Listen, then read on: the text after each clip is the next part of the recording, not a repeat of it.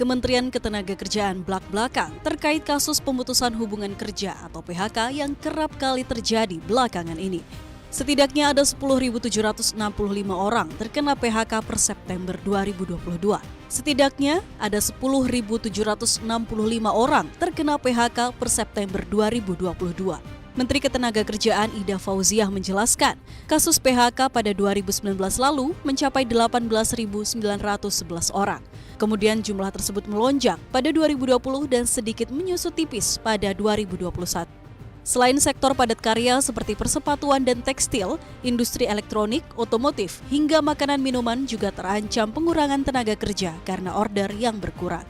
Ketua Advokasi Asosiasi Pengusaha Indonesia, Apindo Darwoto, memprediksikan ada penurunan permintaan pada sektor elektronik maupun otomotif sebesar 10% pada tahun 2023. Selain itu, sektor industri makanan dan minuman juga diprediksi bakal berkurang permintaannya pada 2023 mendatang. Hal ini berkaitan dengan rencana penetapan cukai minuman berpemanis. Menaker pun mewanti-wanti perusahaan untuk sigap dalam menghadapi ancaman gelombang PHK. Salah satu cara yang bisa diambil ialah dengan memotong gaji serta tunjangan yang selama ini didapatkan oleh para petinggi perusahaan seperti direktur.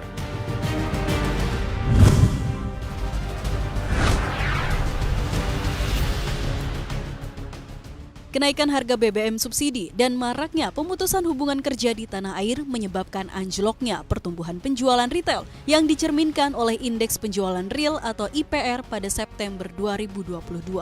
Berdasarkan data Bank Indonesia, IPR pada September 2022 tercatat 198,1.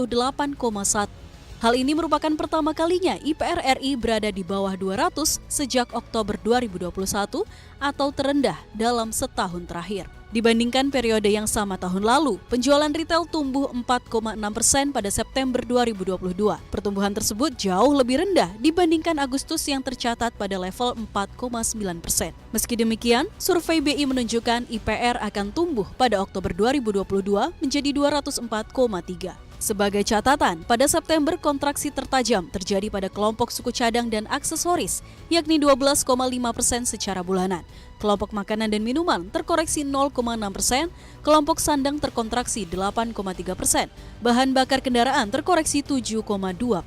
Bank Indonesia turut memprediksi penjualan eceran pada Desember 2022 dan Maret 2023 akan meningkat ke level 152 dan 144,4. Peningkatan ini didorong oleh perayaan Natal dan periode Ramadan.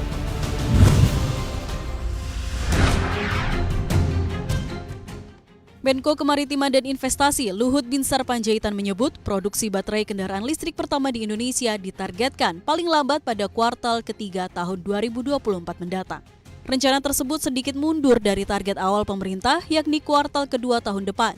Luhut tidak merinci penyebab mundurnya target produksi baterai kendaraan listrik pertama. Namun Luhut memastikan akan membuka peluang kerjasama dengan siapapun untuk merealisasikan rencana tersebut. Untuk mendorong iklim industri hijau, pemerintah telah mengeluarkan Perpres nomor 55 tahun 2019 tentang percepatan program kendaraan bermotor listrik berbasis baterai. Selain itu, Presiden juga telah menginstruksikan penggunaan kendaraan bermotor listrik berbasis baterai yang tertuang dalam Inpres nomor 7 tahun 2022.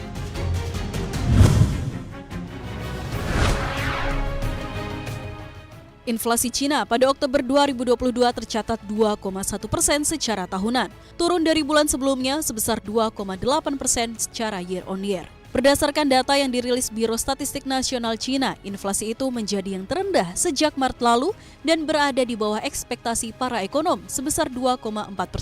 Inflasi makanan tercatat turun menjadi 7% dari sebelumnya 8,8% pada September 2022. Kendati harga daging babi masih tinggi. Selain itu, inflasi non-makanan melambat menjadi 1,1% di tengah kenaikan yang lebih kecil pada harga transportasi dan komunikasi yakni 3,1% year-on-year dan kesehatan 0,5% year-on-year. Adapun inflasi makanan tidak berubah sebesar 0,5% year-on-year. Sementara itu, biaya perumahan mencatatkan deflasi 0,2%. China telah menetapkan target inflasi di kisaran 3% untuk 2022 sama seperti pada 2021.